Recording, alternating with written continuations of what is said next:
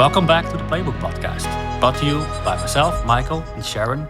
We're the founders of Builders. Builders is a startup studio that empowers entrepreneurs to build stellar companies.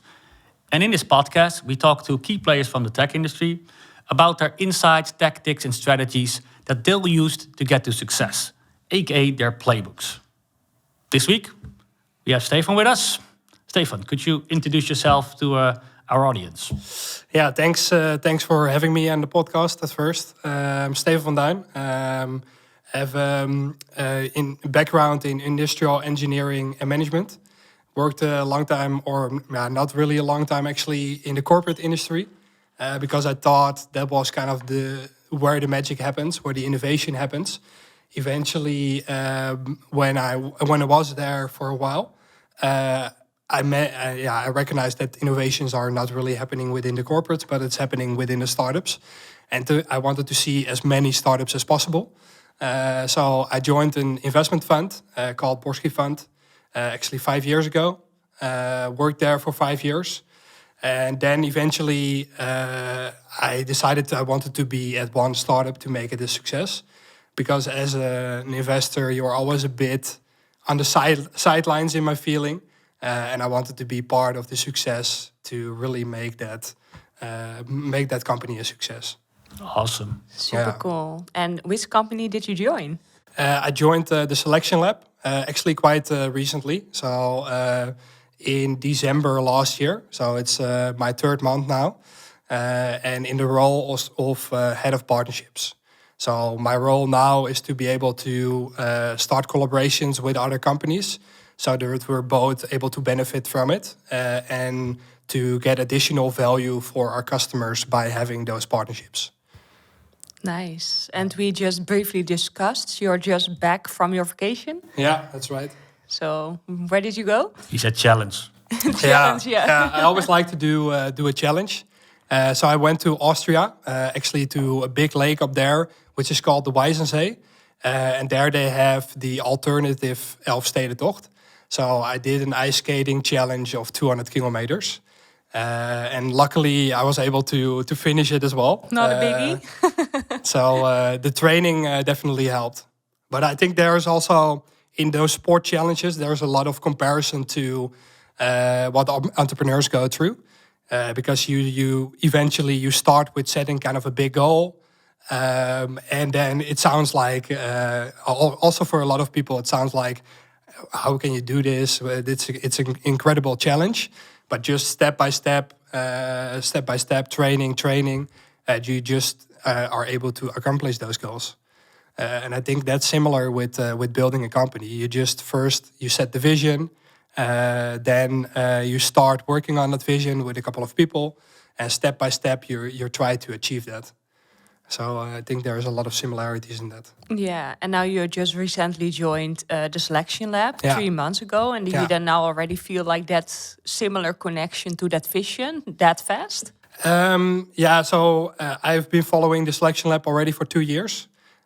So within the ecosystem, I already knew a bit how they were working. And I always liked their vision. So actually my reason for going into the investment space or what I did before is I built a model to be able to evaluate entrepreneurs based on the soft skills to see which one is going to be successful. Like what? Did you do that on your own? I did that as my kind of master thesis in my latest study. So I built a model eventually based on 19 indicators, which are the declarant for success in a startup eventually. And we use that tool also as an investor to be able to get more insights on the team. And actually what we're doing with the Selection Lab is really similar. So we're really looking at the soft skills of a person, and we match that with a job profile and a company to be able to make the best fit between the person and the company and a specific job profile within that. So I always already had kind of a good feeling with the vision of the company. And now I just joined, so that's always a bit, I think the expectations are always a bit romanticized. And then when you go into it, you see different pitfalls coming up. Yeah, for and you just have to go through it. But it's always a bit different than what you expect in the beginning. Yeah. But it's really nice, actually. I really like it, what I'm doing now. And I really have the feeling that we have a good, solid basis, and we're now able to accelerate that. Yeah, let's take it one step back. So you basically were at the dark side, right? You were an investor first. I mean, we already made comparisons to entrepreneurship, right, from the get-go. But you started at going from the research to a fund, put that to practice. Tell me about it, right? So you're there for like a few years? Yeah, total, I was there for 5 years. All right. So I actually started when the fund was launched. So there was 20 million to be able to invest. And we were able to double that to 40. And within my time, we were able to make 15 investments. So over a period of 4 to 5 years, made around 3 to 4 investments a year. So you look at a lot of companies, you go through a kind of a big funnel. So around 600 companies a year you look at. That's what we did. And then around 3 to 4 investments come out. So it's really looking at kind of the best companies out there, which align with your vision, of course, because we've also seen a lot of companies who are probably going to make big successes, but where we didn't invest. So there's a lot which goes through the funnel you're not able to do, which is, I think, kind of the hardest part of being an investor, saying no all the time, and the least fun part. I think the most fun is to see and to live kind of in the future, because all those entrepreneurs are building companies and building solutions for things which are going to be solved in kind of 3 to 5 years. So for my feeling, I was living in the future for kind of 5 years. Yeah. Like that. Yeah. And if you're then like thinking of the hardest part of your previous position, saying no all the time, is that something what's coming back now in your new position? Can you make kind of comparisons from what you have done and what you're currently doing? Yeah, so I think I've learned a lot during my investor time, which I can now use in my startup time. So saying no, I think that's always... Yeah, you're pretty good at that now, huh? Yeah. Great. So I didn't say no to this podcast, but that... well, you want to talk about that? That's a different thing. But yeah, I think that helps because you need to focus. And my role is also a bit business development. So you have to also do new things. But eventually... So for me, this quarter is about finding a lot of partners I can work with. So it's now broadening the scope. But eventually in the next quarter, I'm gonna say no a lot again. So for now, it's just talking to as much people as possible. And also kind of building up my network again. Because I've built quite a network in the startup ecosystem, in the investor ecosystem. But now I'm in the HR tech space. Yeah, well, I don't know too much people there yet. So now it's just starting again. Going on the hunt, events, all new kind events, of things. Different kind of events, different kind of people. Yeah. But yeah, that's also the fun part, starting something again. That's also really nice. And are there any other specifics you feel like, oh yeah, this is definitely something what is like a big plus for me, what probably someone else without an investor background wouldn't have at this point in time? So I think the networking part is really big so it was really difficult when I started, kind of, because you have to approach a lot of people and you have to sit at a table with a lot of people. And that just grows when you're an investor, because people approach you all the time because they want your money. And the other way around, when you start up kind of your portfolio, you want to help those companies as well. So you talk to a lot of kind of companies which can help all of your companies.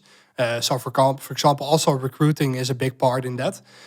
Every company is looking for new hires to be able to join the team. So there you build connections with other companies. So the networking part definitely helps now. To be able to just connect with a lot of people to see if there's a connection which can both benefit us. So I think there's a big plus. And also I've seen a lot which worked in different kind of companies and what didn't work. And especially the things that didn't work, that really helps to not make that mistakes again. So that's... that's a good pitch. Yeah. I mean, come on. How can you say no to that? I'm really curious, though. So you went from 600 pitches to like, a few investments. At some point, you're working at a company you guys invested in then, right? Yeah. I mean, we got to zoom in on that, both sides of the table. What were you looking at the early beginnings when you saw this company, right? And you said, okay, this is really working. Or maybe if you could share a few things that, needed some improvement, but you still decided to move forward. Yeah. Take me to that thought process. Yeah, so there are always a couple of things you look at as an investor. So for me, it always starts with a team. So that's really important. And I think this team, mostly you only look at kind of the founder team or the management team which is in place. And that was just good. So there is a big motivation to make this company a success. They're really passionate about their product. They know the industry inside out. So that all checked out. Then you have the market, which you look at. Market is huge, but there are a lot of competitors in the ecosystem as well. Sure. So that's actually something we discussed a lot within our team, because you have to move fast in this industry. But I didn't see that as something which we couldn't invest upon, because they really had a roadmap already in place in which they could differentiate against competitors. And I always like a challenge, so that was also for me good to take that challenge and see how we can beat the competition. So that wasn't a pitfall. I think what is something I'm now working on, which was kind of a point of attention in our investment process, is that they're really good at building everything, but not that good at showing it to everybody yet.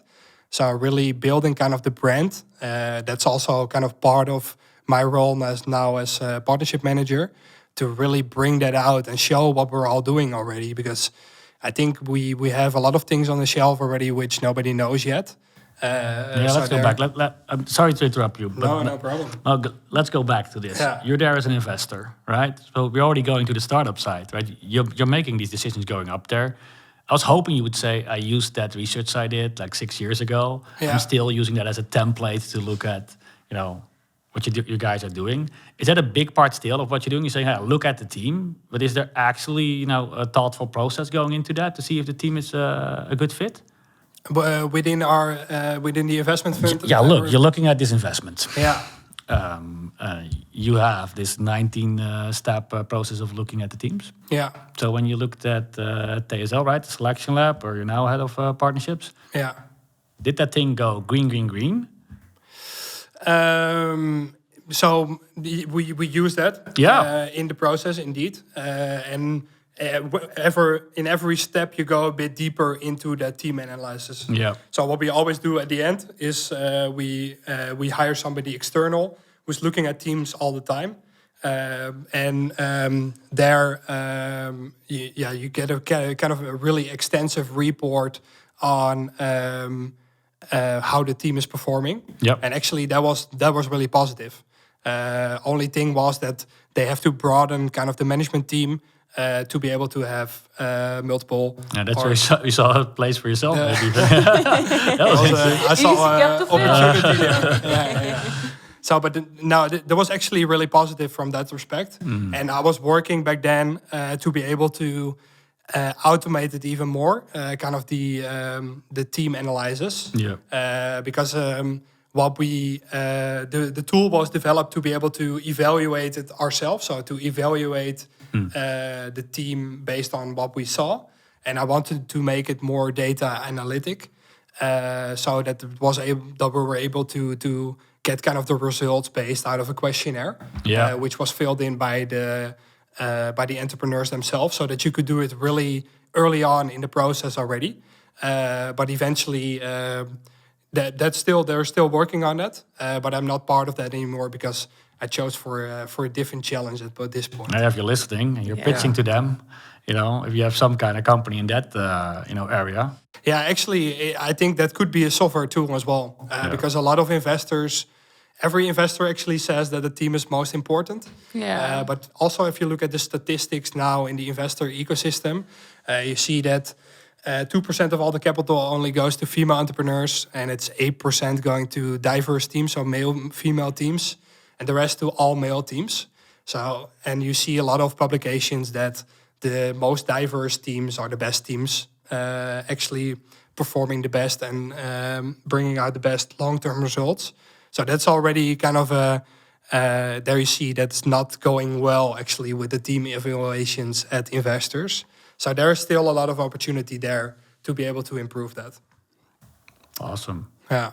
Yeah, and you're brought another perspective to the table that you have seen a lot of companies which are lacking on the branding and marketing side, I think. Now that is like a part of your role within the selection lab. Yeah. And what have you learned there where you think like, now I am the person who's going to make a difference here? I think, and that's not what a lot of companies in the Netherlands and in Europe are doing currently, but I think it's moving that way, is that building an ecosystem around your company with other companies who can bring additional value to your customers. That's something which is not done a lot. I've seen that some companies doing that really, really successful. And I think in the US, they're a little bit further into that already. So, for example, HubSpot is a company who's doing that really well. So they work with all kind of partners who bring additional value to their customers. Yeah. And building that ecosystem, I think, is gonna make you as a company really successful. And then it's not only you that brings the exposure of your company and your brand to your audience, but it's also your partners, and you're doing that for your partners as well. And that's something I think can really change how you're going to be successful with your company. Can you do that? Look, if you're a scale up, I can imagine you're, let's call it integrations on a product level or on a brand level, right? Yeah. Can you do that before you're on that level? You looked at 600 of them, every year.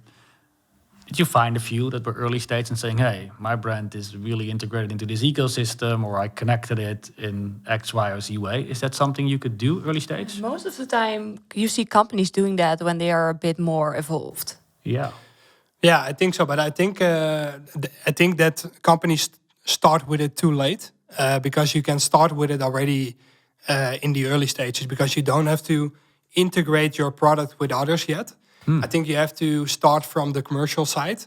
So if you have interest from a shared customer for your both your the value you drive as companies, then only later you can start building that integration, and then you already get paid for it. So I think it's always a good thing. That's always a good thing, and then you also have the resources to be able to build it.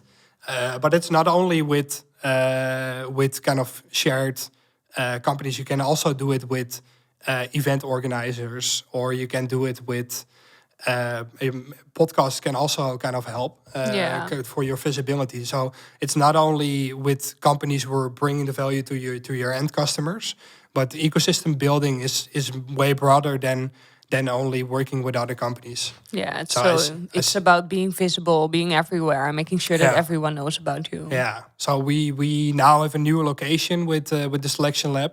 It's in the middle of the center. It's well positioned to also attract new talent, but also that we're able to now host our own events. And those are not going to be big. It's just going to be small events. At first we start with our customers, then with our partners, and then we start hosting these events together with others to be able to build up that ecosystem. Yeah. And that always starts small. So you have to start somewhere, and it's like step by step. Start with a bang. Yeah, step by step, you're gonna increase that exposure. You're gonna increase the ecosystem, and I think that's something a lot of startups can do a lot better at this point. Do you believe you, as an investor, gave it a value? Let's say, hey, my brand and ecosystem is on point, everything is A-okay, but I needed a bit more revenue, a bit more subscriptions, or a bit less churn. No. How would you look at that? From an investor perspective, you always look at the revenue. Thank you for your ecosystem. So that's indeed the difficult one. So being able to present that to investors is difficult. But if you, via partners, you gain additional revenue, you can show that as really a tangible asset that it's that you're gonna get additional value from holding that partner on. But indeed, investors are more looking at kind of the tangible things. So if you have a B2B startup, for example, they will just look at your ARR level, just so your revenue. And the easiest way to do a valuation of a company is just look at a multiple. Of course, you look at different kind of things in a model, if it makes sense, also from a cost perspective. And eventually, as an investor, you always look at kind of your business model is to be able to eventually sell the business again. So you help the company grow, and eventually after 5 to 10 years, you want to exit your stake in that company. So also there you have to, for an exit partner, if you can't calculate in the ecosystem, then it's really difficult. But I believe you can also build your playbook for potential exit parties. So if you already have a partnership with a potential exit party, so you work with them for a while, it's already shown as well that kind of these are mostly called strategic exits. That the value of how you sell the company is way higher. So they don't only look at then the value of your revenues and your EBITDA level, but then they look at the value of as they as a company, if they're gonna kind of use their customer base to be able to sell your product, how much could it be worth? And then you can get bigger values for the company eventually. Creates a bit of investor FOMO if it's well set up. Yeah, indeed. Yeah, I can understand that. And then like thinking of this ecosystem, and you say like, okay, in the end, like it's all about revenue and all the kind of stuff. So you must have like short-term, long-term goals, which are more measurable than like having another partner, which then leads to, for instance, revenue. And do you then also have that for yourself? Like within the first quarter, you just passed that. What did you achieve? So as I mentioned, kind of the first quarter was just meeting as much as possible companies as I could get my hands on. So I used my network wherever possible, but also internally, because kind of building a partnership ecosystem is not me doing that.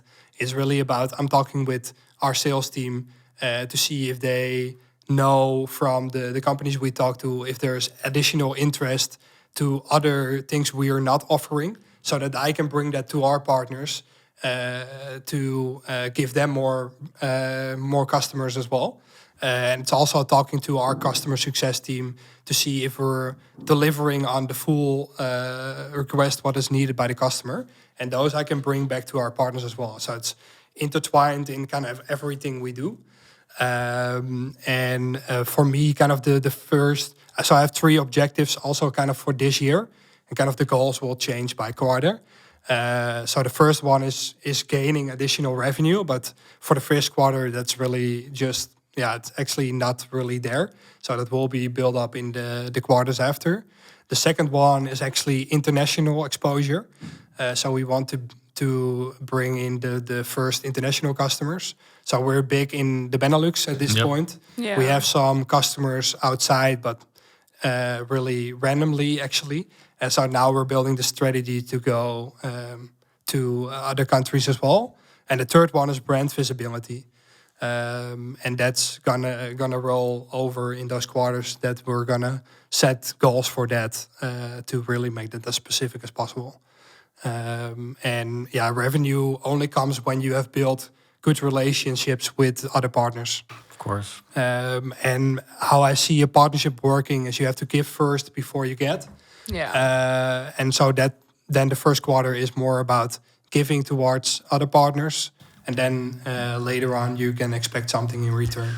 Hey, Stefan, totally get that, but if I were to hire you, from a fund after 5 years looking at all that information, yes, your network is really valuable, I kind of would also put you on, a role or position where you also communicate with the investor side of things, right? And how to get the most value out of that. Yeah. How did that translate for you? Because, you've seen the other side of the curtain. You're basically looking at, I know what we invested into this. I know if this needs to be the outlier or not. You know what the expectations are, from your previous employer. So you got to be that outlier, right? It's a VC fund. So, of course, I expect you to go for revenue right away. Is there a role for you communicating with the rest of the investors? Because you were leading the round. I don't know. Did you get other investors in? I can imagine there was also Arches Capital involved in the investment round.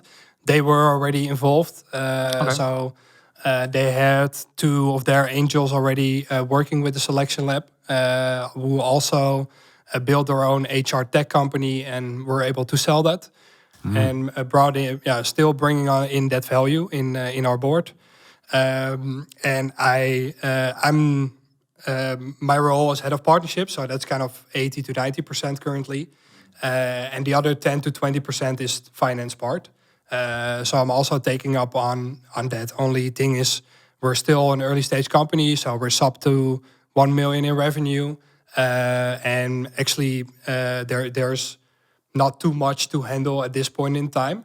But eventually, if we're gonna do either another round or we're exploring a bit to look at revenue-based financing as kind of a backup to be able to increase the round a bit even. So those kind of things I'm exploring as well. But it's only a little bit of my time currently because the first focus is on growing and then finance is a bit of that as well. So I'm actually using that knowledge also to get that within the company. Really? Nice. Yeah.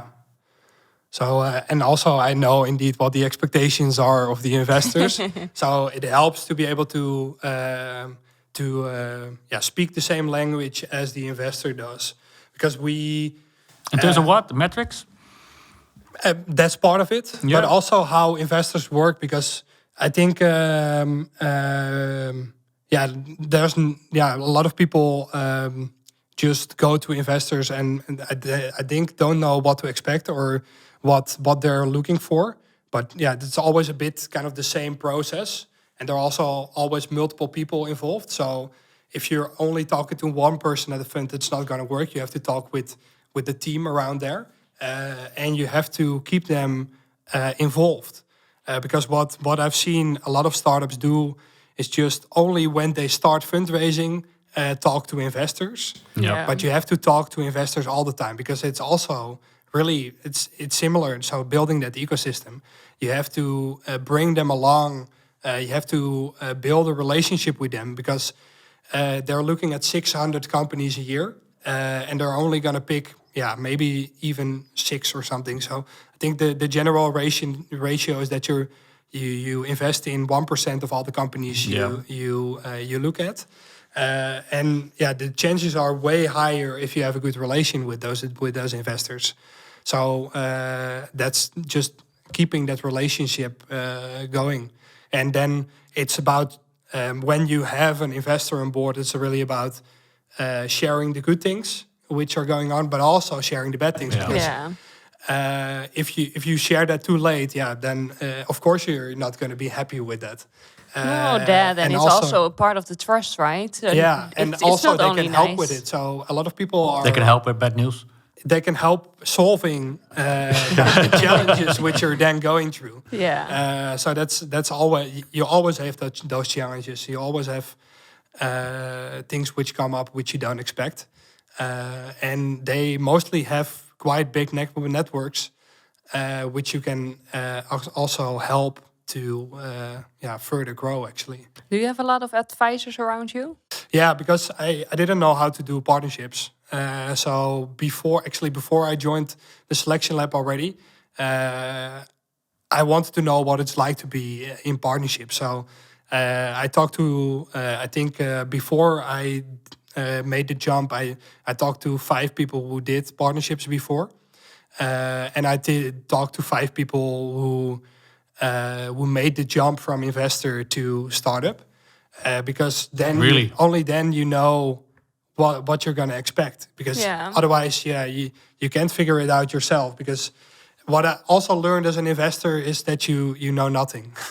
Because every time we were looking at a new industry, and then I can say something about it, I can read something about it, but then reading about it in 2 hours is not going to make me an expert. So you have to talk to the experts to be able to kind of make the shortcuts. So I'm still talking to a lot of experts on this field because I'm learning a lot as well, and mostly talking to people who've done something like this in the US or were already successful in it, because those are able to give you the best value. It makes me think though. So you should start, contacting people who did the jump you did, the role you did, right? Learn from their mistakes or maybe successes. And before that, you said, hey, you also need to reach out and make an ecosystem with your investors, right? Talk to them. But, I'm 6 months, before my revenue target you guys want or whatever fund wants. You know what they're, everybody knows around this time I can talk to an investor and it makes sense. Yeah. You just said you got to make that network. I mean, I can imagine if I reach out to you or any other investor and I tell them, look, you want to have a coffee? I mean, that message is never going to land. It's never going to go further than LinkedIn or email. So we all keep saying this because I believe you're totally right. If there's a relationship, it's easier to, there's trust and you just tell them the truth right away instead of, doing the dance. You just tell them it's good or not. How do you go at it? Because how many people did you talk to which didn't send you a pitch deck who were still doing stuff, right? Building that relationship. Is it a big part of the job? I think we invested in a lot of companies where they have built the relationship with us. Yeah. Really? It's also a bit mutual. So it's mostly coming from two sides because you also know which investors have the right focus, which is kind of the focus of your startup. Yeah. So I always recommend also to look at what is the focus of the fund, because sometimes you're not able to convince somebody that they have to invest in you. There needs to be an alignment within the mission as well, and there needs to be an alignment on a personal level as well, because otherwise it's not making sense. So that's I think doing a bit of research before you're reaching out to somebody, that definitely helps to be able to get your foot between the door. Yeah. And I think it's in these times it's really easy to see where people are. Yeah, of course. Of course, if you're sending a cold message, that's probably not gonna land. End up anywhere else but trash. So we do a lot of cold calling, but then we kind of build a list, prepare the list up front to see what kind of companies we're gonna approach. So that's we have a two-sided strategy, so partnerships and also cold calling. Yeah. And the bigger the partnerships gets, the warmer all the leads get also in the calling. And I think, of course, the challenge is always time. So you always have timing. Time. You always have too less time, and the timing needs to be right. But setting up kind of a newsletter which you're sending to all the investors on a quarterly basis, that already helps a lot with all your highlights. Then you're on top of the list again, and if somebody likes this specific field, they're definitely going to follow you, and that helps a lot. Nice. I think it's a good lesson to begin with because the internet is full of this stuff, right? Reach out early, start 6 months, 10 months, 8 months. You need 20. But I think, and then still everyone end up with like doing it the last day, the moment that they are out of cash. Yeah, look, I think what I've noticed the most myself is that even the investor starts doing cold outreach to you.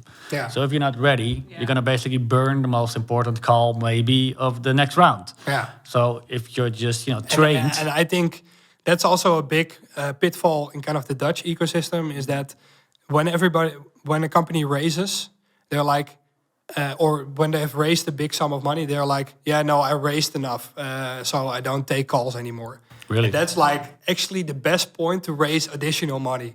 Because you're big in the news, everybody talks about you. Everyone wants to participate. It's like investors are also just a bit on FOMO as well. Yeah. So that is the best point of kind of fear of missing out. So if you're able to get 1 or 2 additional investors at that point, just get them. Yeah. And don't leave the money on the table. That's also big advice. And you see that in the US, they're doing that all the time, just rolling, upping around. And here it's not too common yet. No, close the doors. You Now see you're a little busy. bit happening, but not too much. I think there's a big upside as well. Yeah, why would that be before we close off? I don't know. I think it's just, of course, in the US, they're a bit further already. So also with funds, you see their funds being in their 10th anniversary already. Yeah. So in the startup ecosystem is a little bit further already. So they've learned the lessons already. And here we have to go through that. But I think you always have to look at the people who are already doing something successful and learn from those. So that's also a lesson I take in everything I do now. So also when I start a new challenge, for example, ice skating, I look at the people who already did it successfully and talk to those to see which shortcuts am I able to make so that I can do it faster. Like that, yeah. We do want to ask 10 more questions, but we got to close this one off. You might know that we ask everybody who joins the pod to give a question for the next guest on the pod. Yeah. So I have one for you. Of course, you want to ask one to the next one as well. I'm not going to tell you who it is. So this one actually came from Graziella. Closure, at the fund you actually invested in that company as well. So I know them well. Yeah. So you don't have I'm to... actually going there after this really? podcast. Yeah. Oh, right. Everybody thinks that we just, interview those. This is not going to help. The next one is not going to be invested by Borsky, I promise you. Do you want to go for this, Sharon? Yeah, no, go ahead. All right. So let me check. What's the most counterintuitive lesson you learned while being in your current role? Yeah, so in my current role, I've only been there for 3 months, so I'll take him for my investor role. And I think the most counterintuitive lesson was that taking a break really helps to be able to reset and do things better. So I always had the attitude of just going through. And if you're able to do more, then it brings out more value. But sometimes it's actually better to just take a step back. And then you see everything more brightly and you're able to go faster after. So I skip my vacations a lot, but now I'm not doing that anymore. I just take my breaks and then I'm able to go faster after. So that will be my lesson. Yeah. Super. And what do you want to ask for the next coming in? I want to ask what is their biggest achievement? Their biggest achievement. Yeah, so I'm quite curious to that. Yeah. It's a pity. Would be difficult for me to answer as well, but luckily I don't have to answer it. Oh, there you go. Well, we'll use that one. I know who we're talking to next episode, so it will be very interesting to get that answer. Yeah, for sure. Maybe to round it off, thank you for tuning in again into the Playbook podcast. I would say this week the Playbook was about getting ready for your investor, tips and tricks. But everything basically comes down to networking, right? The thing Stefan said, that's the main thing he learned. Be sure to reach out to your sales partners and your investors way ahead of time. Keep them warm.